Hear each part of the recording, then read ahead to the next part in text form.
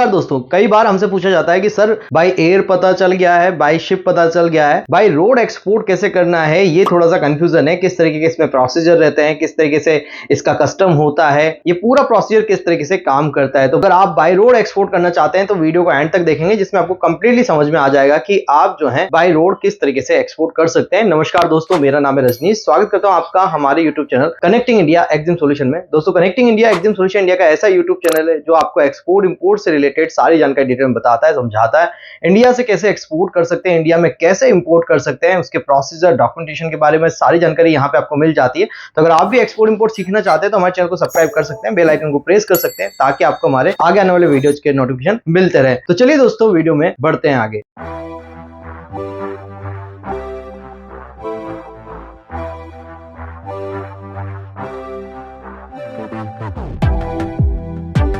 तो दोस्तों, जब भी बाय रोड एक्सपोर्ट करने की बात आती है तो आप देखेंगे कि किन किन कंट्रीज में हम बाय रोड एक्सपोर्ट कर सकते हैं। हम नेपाल में एक्सपोर्ट कर सकते हैं, बांग्लादेश में एक्सपोर्ट कर सकते हैं, भूटान में एक्सपोर्ट कर सकते हैं। इन तीनों कंट्रीज में आप बाय रोड एक्सपोर्ट कर सकते हैं। वीडियो में आगे बढ़ने से पहले मैं आपको बताना चाहूंगा कि अगर आप एक्सपोर्ट इंपोर्ट कंप्लीटली सीखना चाहते हैं तो आप ज्वाइन कर सकते हैं हमारा 7 डेज का ऑनलाइन ट्रेनिंग प्रोग्राम, जिसके अंदर मैं आपको कंप्लीटली हैंड होल्डिंग सपोर्ट के साथ सिखाऊंगा कि कैसे आप इंडिया से किसी भी माध्यम से, किसी भी मोड से और किसी भी टाइप का जो है एक्सपोर्ट कर सकते हैं। कौन कौन से प्रोडक्ट हैं जो आप एक्सपोर्ट कर सकते हैं, प्रोसीजर्स क्या है, डॉक्यूमेंटेशन कैसे करना रहेगा, लाइव बायर फाइंडिंग करके आपको दिखाऊंगा कि कैसे आपको अपना इंटरनेशनल पोटेंशियल बायर जो है आपको खोजना है और किस तरीके से आप उसको अपना मटेरियल यहां से भेजेंगे और कैसे अपना जो छोटा सा प्रॉफिट है उसको बहुत बड़ा आप यहां पे कर सकते हैं। तो अगर आपको ट्रेनिंग के बारे में ज्यादा जानकारी चाहिए तो आप हमें स्क्रीन पे नंबर पे कांटेक्ट कर सकते हैं। तो वीडियो में आगे बढ़ते हैं। जैसा कि मैंने बताया कि बाय रोड जब भी आप एक्सपोर्ट करते हैं तो सिर्फ 3 कंट्रीज में अभी आप फिलहाल यहां से एक्सपोर्ट कर सकते हैं, बांग्लादेश, नेपाल और भूटान। अब कई सारे लोग जो यूपी साइड से हैं, बिहार साइड से हैं या वेस्ट बंगाल साइड से, वेस्ट बंगाल से और बिहार से इजी होता है जैसे आपका बांग्लादेश को असेस कर पा रहे हैं, या फिर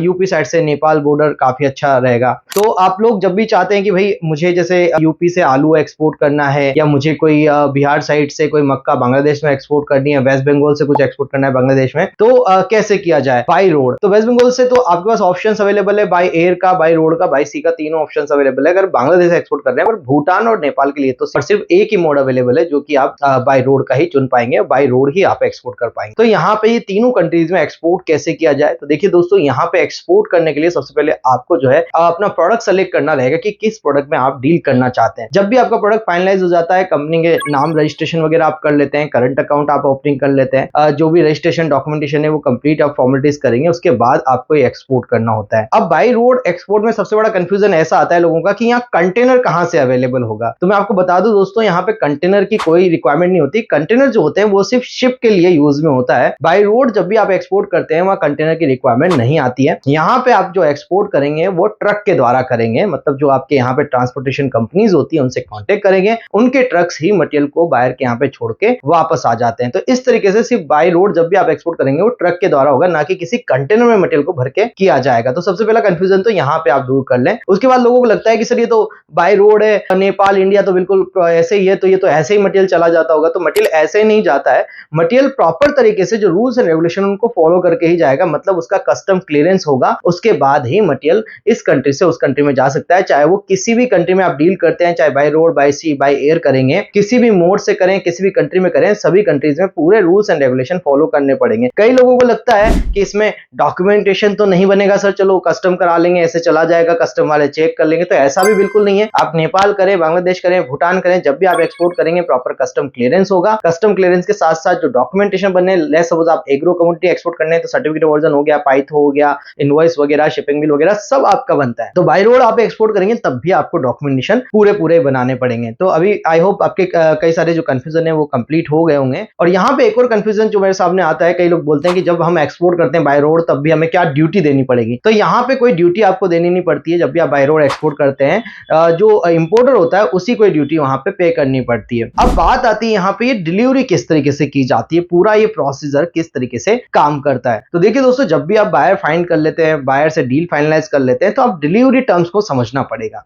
डिलीवरी किस तरीके से बायर आपका लेना चाहता है, वो इंडिया पोर्ट तक या इंडिया बॉर्डर तक डिलीवरी चाहता है, या वो उसके बॉर्डर तक और उसकी सिटीज के अंदर जो है डिलीवरी चाहता है, ये आपको समझना पड़ेगा। तो आप जैसे ये चीजें बायर से पता कर लेंगे या उसके साथ डिसाइड कर लेंगे, उसी हिसाब से फिर हमें प्राइस बनानी होती है। लेट्स सपोज आपका बायर बोलता है कि भाई मुझे इंडिया के बॉर्डर तक या आप जो है मटेरियल जो है सौंप दें, इंडिया के बॉर्डर तक आप कस्टम करा दे, बाकी जो है फिर मैं यहाँ से लेके जाऊंगा। तो यहाँ पे आपको क्या करना पड़ेगा, अपना एक सीएचए अपॉइंट करना पड़ेगा जो इंडियन बॉर्डर पे रहेगा। वो सीएचए आपके प्रोडक्ट का कस्टम क्लियरेंस कराएगा, शिपिंग बिल फाइल कराएगा, जो भी नेसेसरी डॉक्यूमेंट होंगे वो फाइल कराएगा और उसको मूव ऑन करके बाहर के बॉर्डर पे यहाँ पे खाली करके और वापस आएगा वेयर हाउस में खाली करके, बाहर वहां से फिर अपना कस्टम क्लियरेंस करा के लेके जाता है। Most of the time by road का जो एक्सपोर्ट होता है उसमें ये टर्म्स बहुत कम यूज ली जाती है। ज्यादातर टाइम पे आपको बायर बोलेगा मेरी ये सिटी है, जैसे नेपाल में आप डिलीवर करें तो बोलेंगे काठमांडू के अंदर आप डिलीवरी करा दें। तो इस टाइम पे आपको थोड़ा समझना पड़ेगा कोटेशन बनाते टाइम पे। तो यहाँ पे आपको दो साइड पे, मतलब दोनों साइड पे, इंडिया बॉर्डर और नेपाल बॉर्डर पे दोनों साइड कस्टम क्लियरेंस को ही कराना रहेगा। यहाँ पे आपको एक ऐसा सीएचए फाइंड आउट करना है जो दोनों साइड पे कस्टम क्लियरेंस कराए, प्लस वहां का भंसार जो मतलब इंपोर्ट ड्यूटी है, जो जिसको नेपाल में भंसार बोला जाता है, तो वो इंपोर्ट ड्यूटी भी आपकी सीएचए को ही पे करनी रहेगी, मतलब आपको पे करनी है और वो सब आपको पहले से ऐड करना है अपनी कॉस्टिंग में और बायर से ले लेना है। अच्छा, इन टर्म्स में आप कुछ चीजें ऐसे भी कर सकते हैं कि भाई जैसे वहां का भंसार जो है बायर खुद पे कर दे, कस्टम वहां करा ले और यहां से आप अपना कस्टम करा ले, तो ये ज्यादा बेटर रहता है। But buyer most of the time आपसे दोनों साइड की डिलीवरी वगैरह के लिए बोलेगा, तो आप यहाँ पे दोनों साइड का कस्टम कराएं, अपना इंडिया बॉर्डर का कस्टम कराएं, जो चार्जेस यहाँ लगने हैं वो आप लगेंगे, तो 2-5 हजार रुपए का चार्जेस लगता है, इससे ज्यादा नहीं लगता है। कई सारी कमोडिटीज मतलब एग्रो कमोडिटीज वगैरह अगर आप कर रहे हैं तो, और फिर बायर के यहाँ थोड़ा सा इंपोर्ट ड्यूटीज वगैरह, हर प्रोडक्ट की एक अलग अलग इंपोर्ट ड्यूटी होती है जो वहां पे आपको सीएचए बताएगा। तो आप सीएचए से कांटेक्ट करें, प्रॉपर सीएचए एजेंसी हायर करें जो आपका कस्टम क्लियरेंस दोनों साइड करा दे और बायर के यहाँ पे डिलीवरी कर दे। तो ये पूरा प्रोसीजर किस तरीके से काम करेगा, जैसा कि मैंने बताया कि सबसे पहले आप अपनी जो है फर्म का नाम डिसाइड कर लेते हैं, उसका जीएसटी रजिस्ट्रेशन ले लेते हैं, बैंक में अकाउंट खुला लेंगे, आपको यहाँ पे जो भी आपका प्रोडक्ट है उससे रिलेटेड जो है इंपोर्ट एक्सपोर्ट कोड और आरसीएमसी वगैरह बनाना है और पोर्ट रजिस्ट्रेशन आपको करना है। अब एक कंफ्यूजन बहुत ज्यादा लोगों के दिमाग में आता है कि पोर्ट रजिस्ट्रेशन मतलब सी पोर्ट का रजिस्ट्रेशन, एयरपोर्ट का रजिस्ट्रेशन, की सर बॉर्डर में तो कोई रजिस्ट्रेशन होता नहीं होगा। तो ऐसा बिल्कुल भी नहीं है, यहाँ पे भी आपको एक आइस गेट का रजिस्ट्रेशन कराना होता है। तो आप आइस गेट का रजिस्ट्रेशन कराएंगे, जो कस्टम पोर्टल है आइस गेट, उसके ऊपर एडी कोड रजिस्ट्रेशन कराएंगे। आप अपने बैंक से एक लेटर पे अपना बॉर्डर का नाम, जो भी आपका बॉर्डर है, जैसे नेपाल कर रहे हैं तो सनोली बॉर्डर है, तो वहां पे आपको कराना रहेगा अपना रजिस्ट्रेशन। तो बॉर्डर पे ऑलरेडी आपको पहले से रजिस्ट्रेशन कराना होगा, तभी मटेरियल आपको भेजना है, उससे पहले मटेरियल वहां पे शिफ्ट नहीं करना है किसी भी तरीके से। तो आप पहले आइस गेट रजिस्ट्रेशन करा लें, उसके बाद एक सीएचए अपॉइंट कर लें, और जैसे बायर से ऑर्डर आता है और लेट्स सपोज आपका